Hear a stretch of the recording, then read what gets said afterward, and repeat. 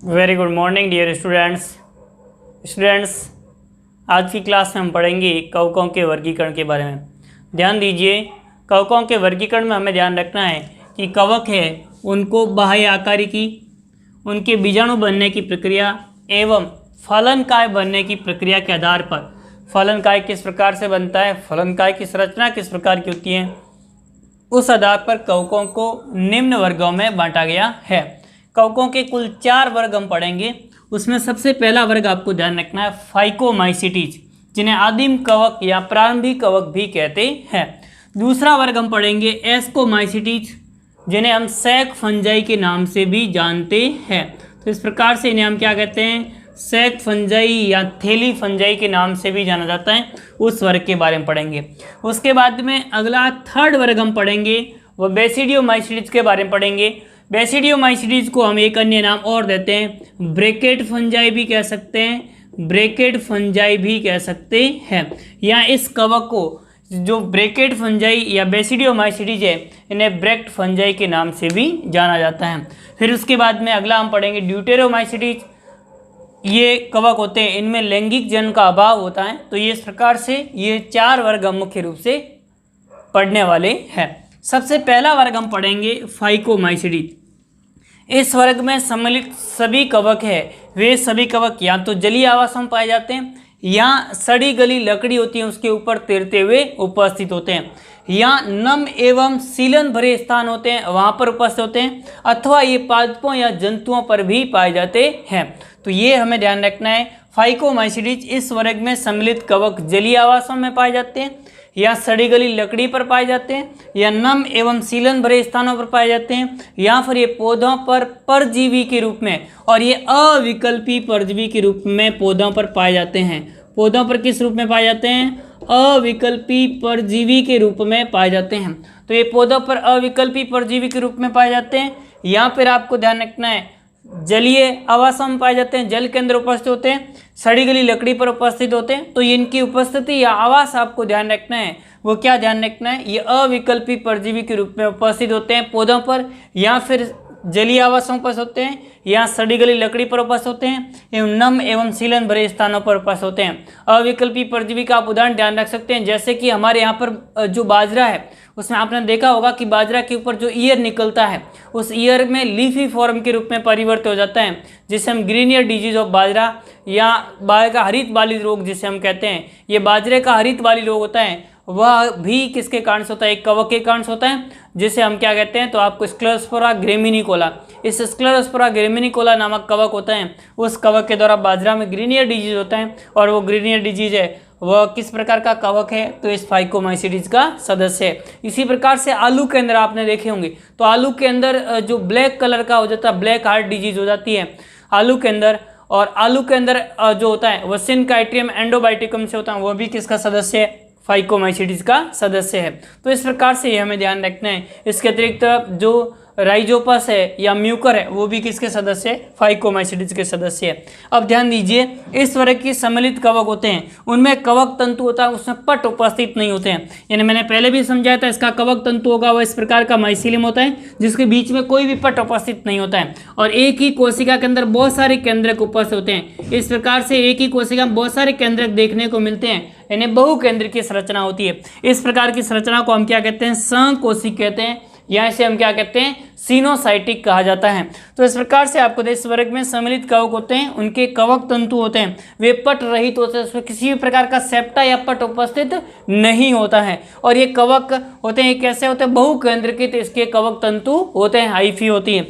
इस कारण से इसे हम क्या कहते हैं, संकोशिक या सिनोसाइटिक के नाम से जाना जाता है। तो संकोशिक या सिनोसाइटिक किसे कहते हैं, ये आपकी एक अच्छी परिभाषा बन सकती है। तो आपको क्या ध्यान रखना है, इस प्रकार का कवक तंतु जो पट रहित होता है एवं बहुकेंद्रिक होता है, उन्हें हम क्या कहते हैं, संकोशिक या सिनोसाइटिक कहते हैं। फिर उसके बाद में अगला हमें ध्यान रखना है, इनमें जनन किस प्रकार से होता है। तो इन कवकों में जो अलैंगिक जनन होता है वह चल बीजाणु या अचल बीजाणु के द्वारा होता है। यानी इसमें या तो क्या बनेंगे, चल बीजाणु बनेंगे या क्या बनेंगे, अचल बीजाणु। इस प्रकार से कवक तंतु का माइसीलियम है, उसके अंदर अंतर्जात रूप से धानी बीजाणु के अंदर यानी बीजाणु धानी बनेगी, स्पोरेंजिया बनेगी। बीजाणु धानी या क्या बनती है, स्पोरेंजिया।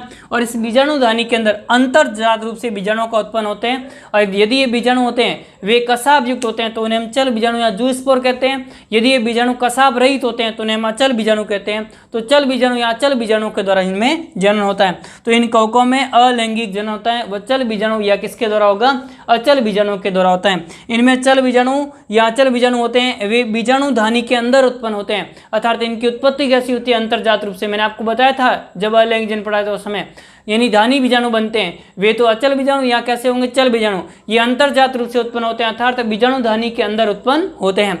जबकि आप ध्यान दीजिए कोनिडिया होते हैं, जो आगे हम पढ़ेंगे, एस्कोमाइसीडिस और बेसिडियोमाइसीडिस में कोनिडिया बनते हैं। और कोनिडिया होते हैं वो कहाँ पर बनते हैं, बहिर्जात रूप से उत्पन्न होते हैं, उनके बाहर की ओर कोई भी आवरण उपस्थित नहीं होता है। तो इस प्रकार से आपको ध्यान रखना है, इनमें जो बीजाणु बनेंगे वे कैसे होंगे, तो आपको क्या ध्यान रखना है, बहिर्जात रूप से उत्पन्न होकर के अंतर्जात रूप से उत्पन्न होते हैं, अर्थात धानी बीजाणु के अंदर उत्पन्न होते हैं। जबकि कोनिडिया होते हैं वे कैसे उत्पन्न होते हैं, बहिर्जात रूप से उत्पन्न होते हैं। तो ये डिफरेंस हमें ध्यान रखनी है।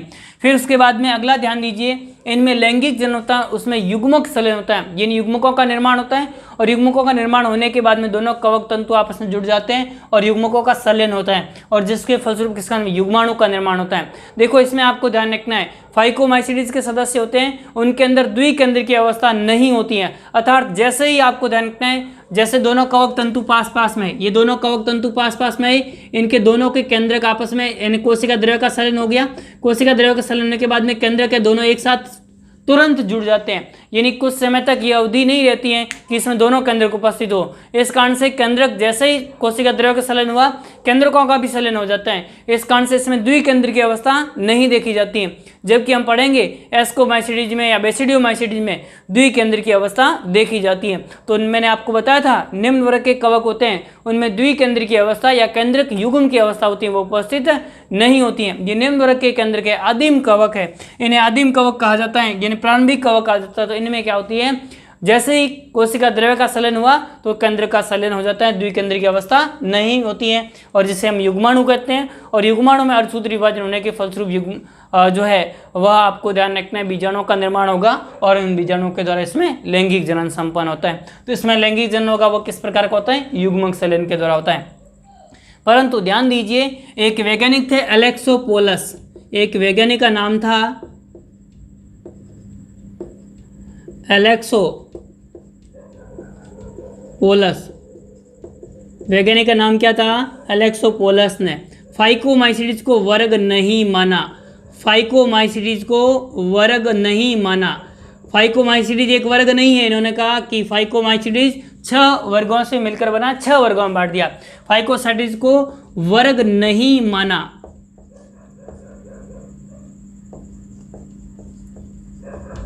इन्होंने फाइकोमाइसीडिस को सवर्गों के रूप में रखा, फाइकोमाइसीडिस को 6 वर्गों के रूप में रखा, यानी 6 वर्ग मिलकर के फाइकोमाइसीडिस का निर्माण करते हैं। फाइकोमाइसीडिस को 6 वर्गों से मिलकर बना माना, 6 वर्गों के रूप में माना, यानी कितने वर्गों के रूप में माना, 6 वर्गों के रूप में। 6 अलग अलग वर्ग बनाए, इन्होंने कोई फाइकोमाइसीडिस वर्ग नाम नहीं दिया, इन्होंने कहा ये 6 वर्ग है जो कि फाइकोमाइसीडिस से बिलोंग करते हैं। उसमें इन्होंने सबसे पहला वर्ग बताया, वो आपको ध्यान रखना है, काइट्रीडियोमाइसीडिस, काइट्रीडियोमाइसीडिस। तो इन्होंने सबसे पहला वर्ग बनाया, वो कौन सा आपको ध्यान रखना है, काइट्रीडियोमाइसीडिस है, ये हमें ध्यान रखना है। दूसरा इन्होंने वर्ग बनाया, वह आपको ध्यान रखना है, कौन सा बनाया, तो आपको क्या ध्यान रखना है, काइट्रीडियोमाइसीडिस, हाइपोकाइट्रीडियोमाइसीडिस। दूसरा कौन सा ध्यान रखना है, हाइपोकाइट्रीडियोमाइसीडिस, हाइपोकाइट्रीडियोमाइसीडिस। तो दूसरा वर्ग इन्होंने बनाया, वह कौन सा बनाया, हाइपोकाइट्रीडियोमाइसीडिस।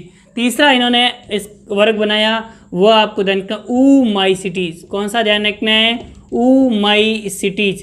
तो इस प्रकार से तीसरा इन्होंने बनाया, वो कौन सा बनाया, ऊमाइसीडिस। तो तीसरा वर्ग बनाया वह ऊमाइसीडिस।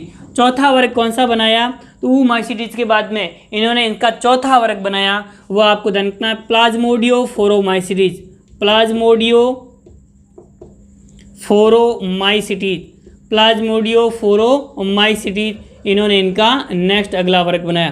तो अगला इन्होंने पांचवा वर्ग बनाया, वो कौन सा बनाया? प्लाज्मोडियोफोरोमाइसिटीज बनाया। जबकि चौथा, पांचवा वर्ग कौन सा बनाया? आपको ध्यान रखना है जाइगोमाइसिटीज। कौन सा बनाया? तो आपको क्या ध्यान रखना है? जाइगोमाइसिटीज इन्होंने पांचवा वर्ग बनाया।